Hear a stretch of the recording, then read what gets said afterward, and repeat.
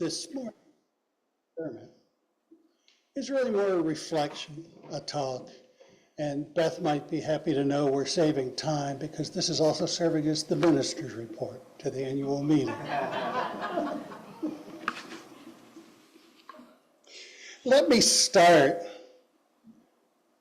Well, I'm talking about this church this morning, and let me start by talking about who we claim to be, at least in public statements that describe our purpose and mission. I took these words directly from the website, and then me being me, I did a little bit of editing and smoothing just to make them flow better, but I haven't fundamentally changed much. On our website, it says, the purpose of this fellowship is to constitute a free and fearless religious congregation, open to all people.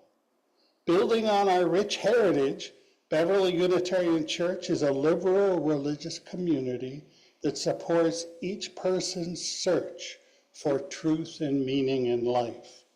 We cherish the integrity of every individual and share thoughts, beliefs, and spiritual practices with tolerance and respect. We are devoted to seeking justice and the common good for the community, the nation, and the world. And then we follow with, the mission of Beverly Unitarian Church is to live our faith through action, earn a visible presence in the community, and offer a place of spiritual renewal. Fundamentally, those are very nice words. Using them as a yardstick, I would give us a very high grade in the way we have lived into them during the 4 years that I have served this church. But I'm going to break things down a little bit, almost line by line. And we can just sort of reflect on what's going on.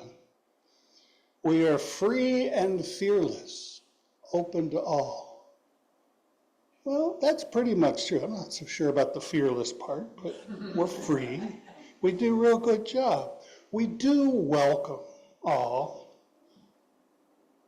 We might want to think a little that even if we accept, tolerate, respect everyone who walks into our place of worship,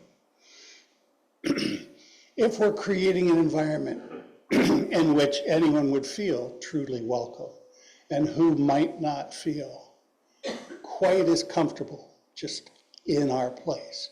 And if that's a nice mode of selection, some people wouldn't feel comfortable here and don't belong here. And some people don't feel comfortable here for other reasons because of the way we do things. And that's something we always need to be sensitive to. This is a liberal religious community supporting each person's search. Well, we definitely check the liberal box pretty well. And we do our best to make room for each of us to do their own work. I can't really say that everyone feels supported as they do this, although I would like to think that they do.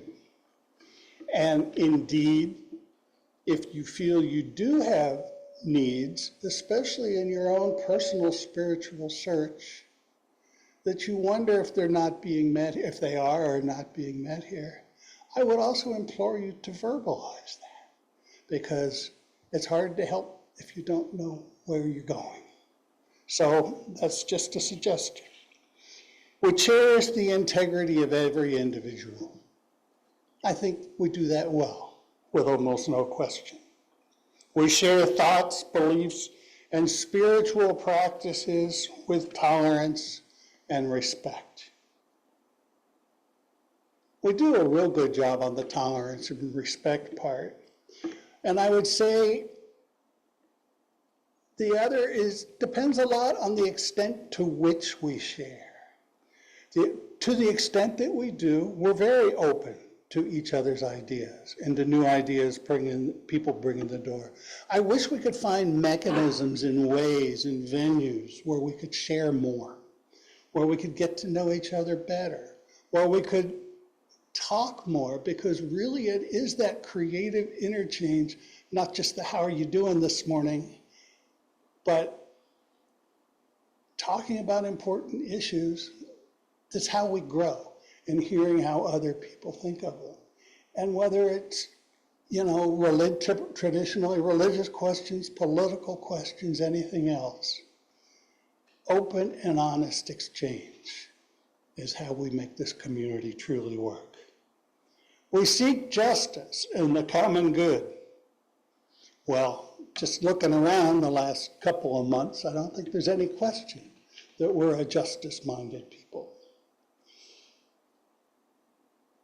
And that we really are tuned into what would be good for the world as we understand it. There's a real question of our capacity, our bandwidth. It's hard to pick and choose among all the issues we face where to dedicate our time and our talent and our treasure. But we all do a good job of making the attempt, of walking the walk, of speaking our values on the street. And similarly to that, to live our faith through action. We tend to seek action. I'm not sure the extent to which all of us understand it and ground it in what we know as faith. And that's a difficult question for Unitarian Universalists. We like to think that we hold a shared faith and shared sets of values in which we ground and build our relationships to one another and to the world, through which we build our morality, through which we develop a sense of ethics, of right and wrong, and know what it is that we need to stand up for. But the extent to which that comes out of our faith is a very personal question, and it's hard to know. We earn a visible presence in our community. We do that. Not just because we're in a castle, but because people know about us and look to us. And more and more as time goes on, things happen and people know that this is a congregation that's willing to stand up and say, we feel that this is wrong, we feel that this is right. And we should offer a place of spiritual renewal. For some of us, I know that's very true. And for others, you have to help you find it.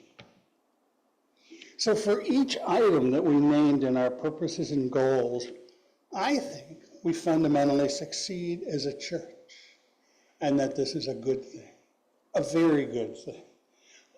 I am very impressed with this congregation, and I have been since the day I first walked through your door, except I wasn't allowed in. When I first walked into the parking lot, because that's where we held church when I first showed up. To the public, we look a lot like churches of other faith traditions, except maybe for the castle thing. We hold Sunday worship services that follow a basic liturgy and that involve shared music, words, and that bring a message. We perform rites of passage. We dedicate children, if we ever have any. Except for Anna, we're sort of weak on that front. We will hold weddings so that couples can marry and form new families. If. And we do join together to celebrate and to mourn our loved ones when their lives come to an end. Let me take an aside here. The fact that I have performed a number of memorial services, but no child dedications or weddings among members, does say a lot about our demographics. We are a community, I have to read this because it's touchy how to say it. We're a community weighted heavily towards people of worldly and distinguished backgrounds. Notice I didn't say old. Partly because very few of us really feel or seem old. When I started here, again, I was concerned that our average age posed an existential threat. to this congregation. Now, I don't worry so much. We have enjoyed a modest but steady stream of new members to replace those we have lost, and our membership rolls have stayed fairly stable. And I'm particularly pleased that we seem to be engaging several new families in church life.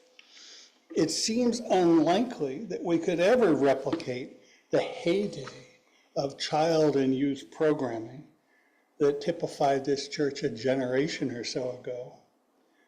But it's wonderful to anticipate the possibility that we might again have cohorts of kids large enough to allow them to form friendships and build a peer group within the congregation.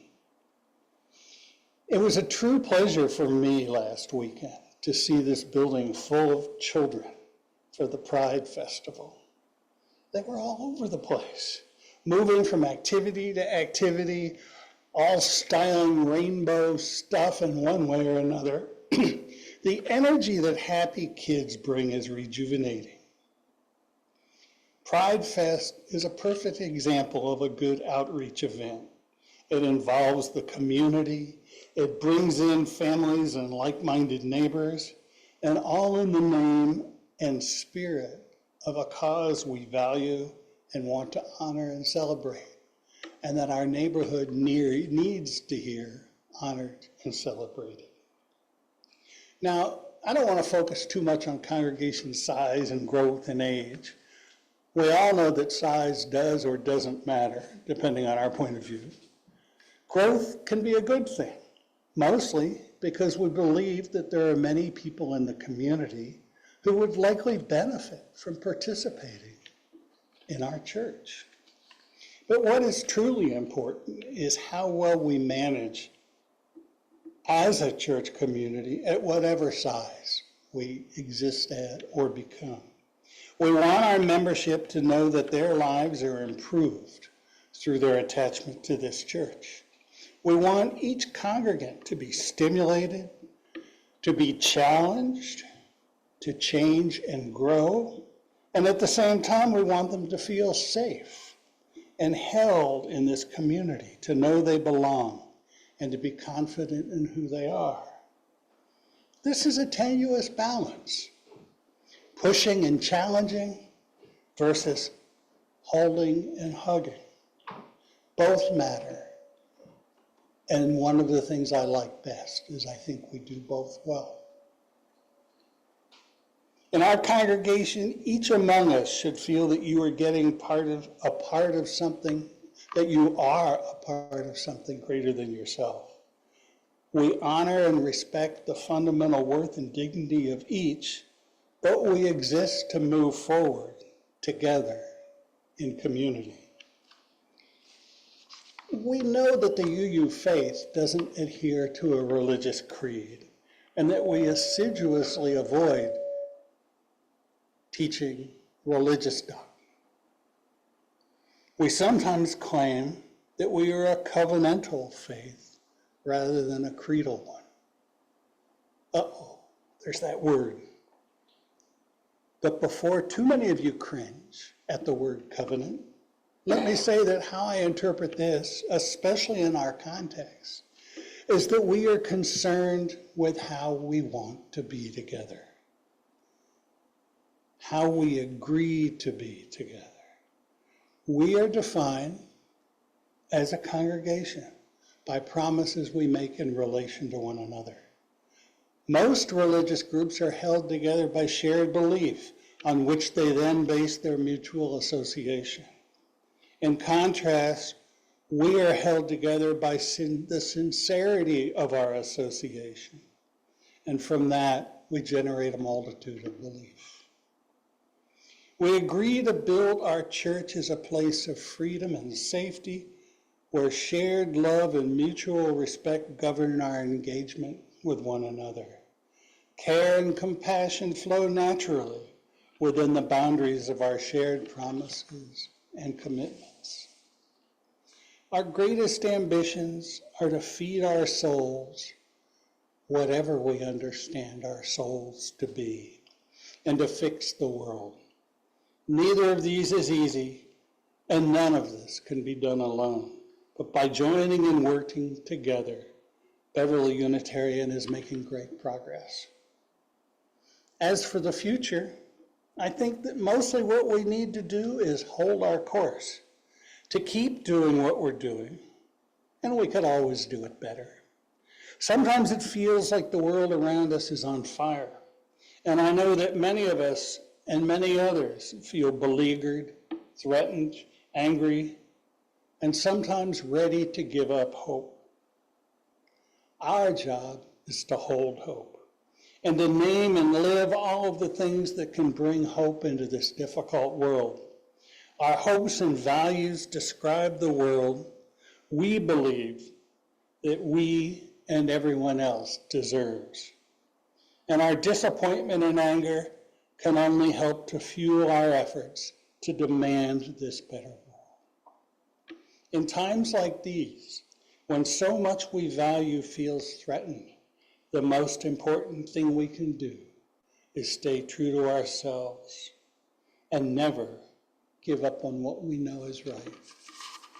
Amen.